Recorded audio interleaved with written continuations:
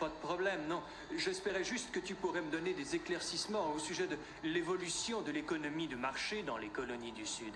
Pour ma part, je pense qu'antérieurement à la guerre d'indépendance, l'économie américaine, et spécialement celle des colonies du Sud, peut être fort justement décrite comme étant agricole et très capitaliste. D'accord. Bien sûr que c'est ton Attends opinion. une Tu es un seconde. étudiant de première année, tu viens tout juste de finir de lire un historien marxiste, Pete Garrison probablement. Tu penseras la même chose jusqu'à ce que tu découvres James Lemon dans un mois, alors tu seras d'avis que les économies de la Virginie, de la Pennsylvanie étaient déjà libérales et capitalistes dans les années 1740. Ça va durer jusqu'à l'année prochaine quand tu viendras ici régurgiter du Gordon Wood. Alors tu te mettras à parler de l'utopie pré-révolutionnaire et des effets de la mobilisation militaire sur la création du capital.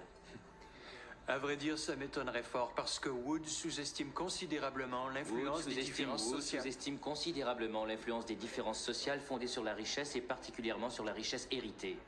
Tu as lu ça dans Vickers, La vie dans le comté d'Essex, page 98, hein? Ouais, moi aussi je l'ai lu. Est-ce que tu allais plagier toute son œuvre devant nous ou est-ce que tu as une opinion qui t'est propre sur cette question?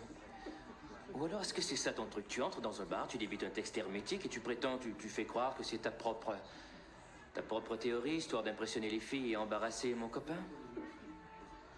Tu sais ce qui est triste chez un gars comme toi, c'est que dans 50 ans, tu vas commencer à réfléchir par toi-même et à ce moment-là, tu vas te rendre compte qu'il y a deux certitudes dans la vie. Primo, c'était mal de faire ça. Secondo, que tu as dépensé 150 000 $ pour ton éducation alors que tu aurais pu obtenir la même pour 1,50 $ dans une bibliothèque publique. Ouais, mais moi au moins j'aurai un diplôme. Par contre, quand on ira au sport d'hiver, toi tu serviras des frites à nos enfants dans un resto minable. Ouais, peut-être bien. Ah, mais moi, au moins, je serai original. Mais si jamais ça te pose un problème, on peut très bien sortir. Je suis sûr qu'on va arriver à le résoudre. Non, il n'y a pas de problème.